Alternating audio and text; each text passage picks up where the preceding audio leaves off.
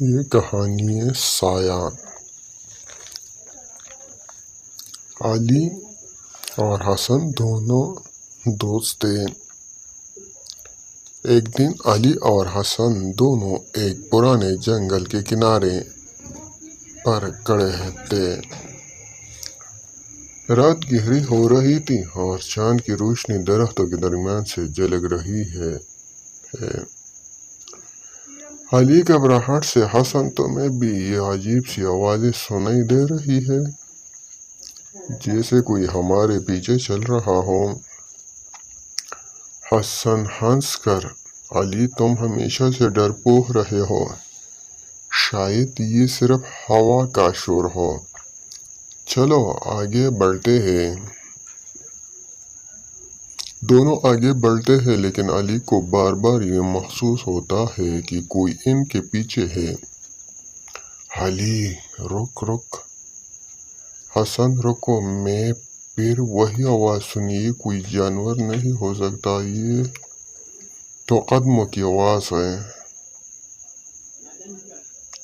حسن پیچھے مڑ کر دیکھتے ہوئے، تمہارا دماغ کھیل رہا ہے علی، یہاں تو کوئی نہیں ہے۔ اچانک دونوں کو ایک لمبا سایہ نظر آتا ہے جو درختوں کے درمیان سے گزرتا ہے۔ علی چیخ کر دیکھا، وہ وہاں ہے۔ حسن گھبراہٹ سے، میں نے بھی دیکھا، لیکن وہ کوئی انسان نہیں لگ رہا تھا۔ دونوں تیزی سے چلنے لگتے ہیں لیکن سایہ ان کے پیچھے چلنے لگتا ہے۔ علی سانسیں تیز کرتے ہوئے، حسن یہ سایہ یہ ہمارے پیچھے ہے۔ حسن گھبرا کر، نہیں، یہ ہمارے سامنے آ گیا ہے، دیکھو۔ سایہ دونوں کے سامنے کھڑا ہے، وہ ایک عجیب سی شکل اختیار کرتا ہے، جیسے کوئی انسان نہیں بلکہ کوئی اور ہی مخلوق ہو۔ علی ڈر کے مارے، کیا ہے یہ؟ تو ہمارے جیسا دکھائی دے رہا ہے لیکن اس کے آنکھیں وہ خالی ہے۔ حسن لرزتے ہوئے، علی یہ تمہارا سایہ نہیں ہے، یہ تو ہمیں دیکھ رہا ہے اور مسکرا رہا ہے۔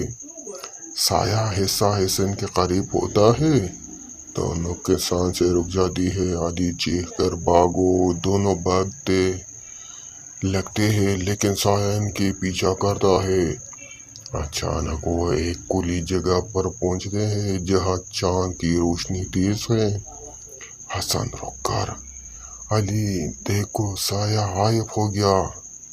علی ہانپتے ہوئے، شاید ہم بچ گئے۔